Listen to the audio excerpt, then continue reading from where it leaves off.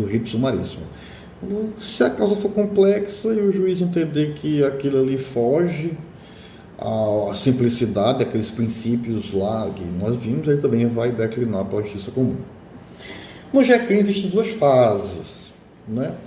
Essas duas fases a gente pode dividi-las aí em fase preliminar e a fase do rito sumaríssimo propriamente dito. Na fase preliminar vão ocorrer aí três situações, né, que é a composição civil dos danos, que a gente já viu lá, né, que é o ajuste firmado entre o autor e o ofendido. Ele se ajusta, tá certo, eu aceito isso em virtude do dano que você me causou, fez, e isso vira um título executivo judicial, né, se for em pecúnia. E o ofendido perde o direito de queixa, né, e de representação. Perde porque vai extinguir a punibilidade. Se não houver acordo e o crime for de ação pública, seja condicionado ou incondicionada, o Ministério Público também pode propor a transação penal. Pode não, na verdade ele deve, né? Essa questão é importante lá no artigo 76, parágrafo 2º da Lei 9.099.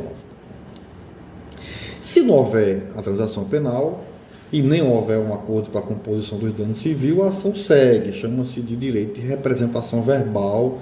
Aí o ofendido vai até as últimas consequências dentro do rito sumaríssimo. A transação penal, que é o que mais importa, talvez, nesse rito, ela é uma proposta que ela é realizada pelo Ministério Público, né, ou através do Ministério Público, para aplicação imediata de penas restritivas de direito ou multa, né?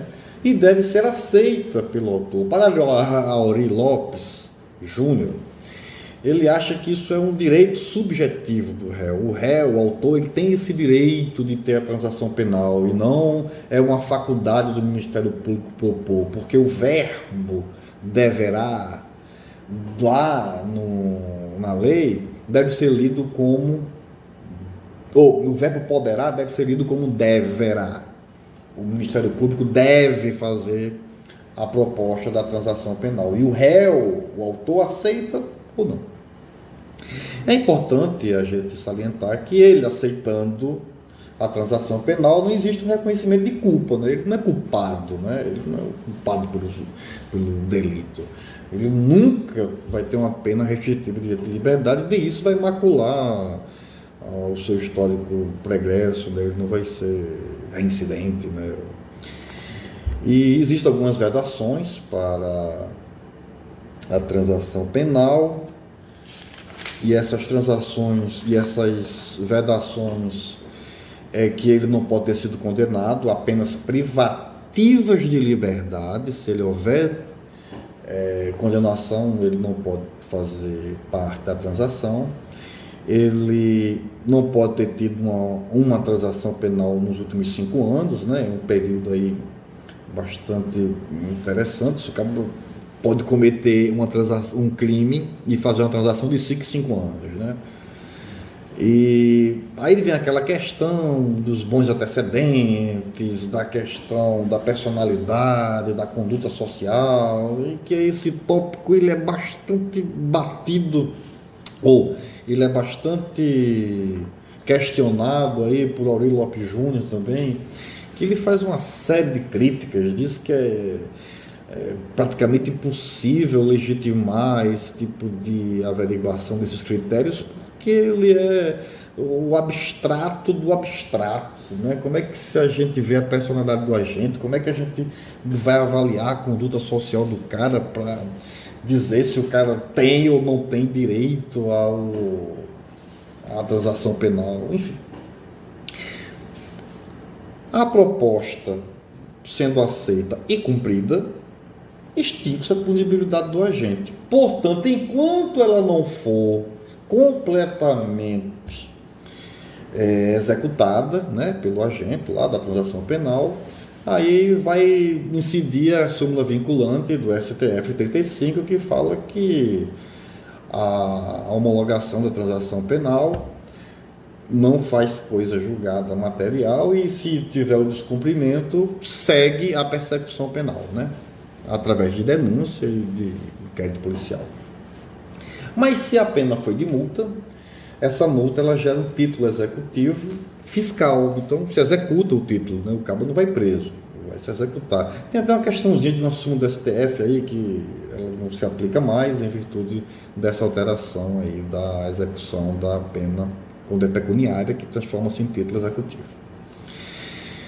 E cabe a transação penal também para as ações de iniciativa privada. Essa leitura do artigo 76, muito embora ela traga essa ideia de representação, e representação só seria possível na ação pública, condicionada ou incondicionada, mas a doutrina aí já pacificou o entendimento que cabe sim a transação penal, ou através do próprio querelante, ou por intermédio do Ministério Público. Isso aí. A segunda fase do processo, do rito, é o rito sumaríssimo propriamente dito, porque não chegou só a uma composição dos danos, não chegou só a uma transação penal, o ofendido manteve lá as suas alegações e o processo chegou a uma nova esfera, uma nova fase, né, dentro do GECRIM. E essa fase é que são oferecidas aí a denúncia e a queixa, né? E essa denúncia e queixa, o réu é citado, né? O juiz ele rejeita ou não, né? Ele recebe a denúncia. Se ele rejeitar, acaba, né, o processo. Mas se ele aceitar, ele vai analisar se existe alguma daquelas condições do 397, que é da absolvição sumária. E se não houver, ele também vai verificar a questão da suspensão condicional do processo, também conhecida como SUSIS processual, que é um instituto aí que possibilita a observância de determinados requisitos, né, do lapso temporal, a extinção também da punibilidade do agente, que é diferente aí, é importante isso aí, que é diferente da suspensão condicional da pena, porque na suspensão condicional da pena já existe uma sentença. E na suspensão condicional do processo não existe ainda a sentença. Então suspende a pena que já foi estabelecida. No caso da suspensão condicional da pena, que não tem nada a ver com a suspensão condicional do processo. Que aquela a da pena ela não extingue, né? Ele não extingue a punibilidade. Ela apenas suspende. E no processo não, ele permanece antecedentes, ele não teve pena, né? Não teve sentença. Então, são requisitos para a suspensão condicional do processo, que está lá no artigo 89, da Lei 9.099, e que trata que a pena mínima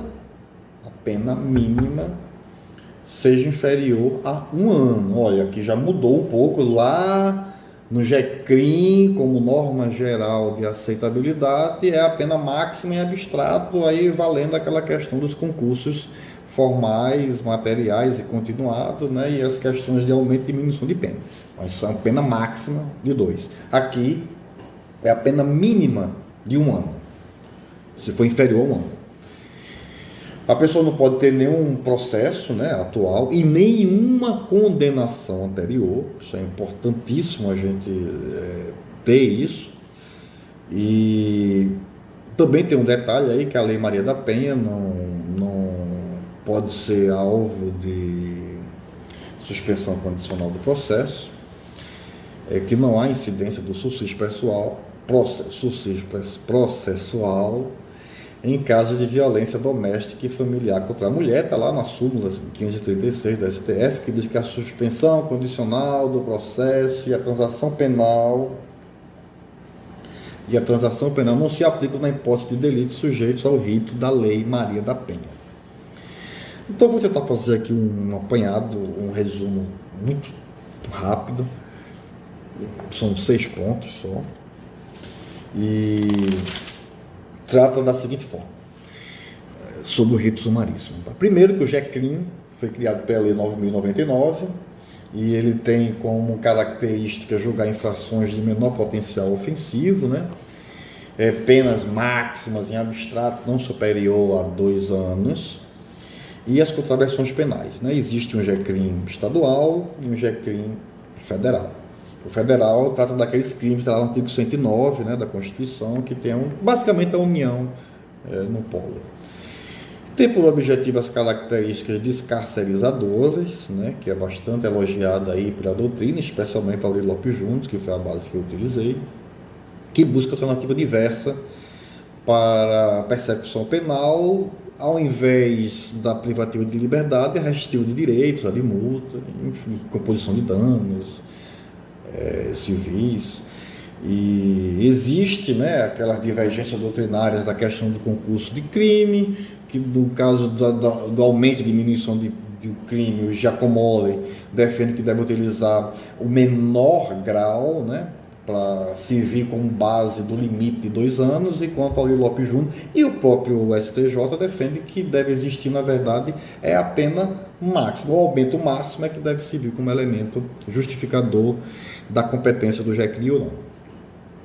Os institutos processuais pertinentes ao rito sumaríssimo é a transação penal, é a composição dos danos civis e a suspensão condicional do processo. Lembrando que aí não se aplica a Lei Maria da Penha.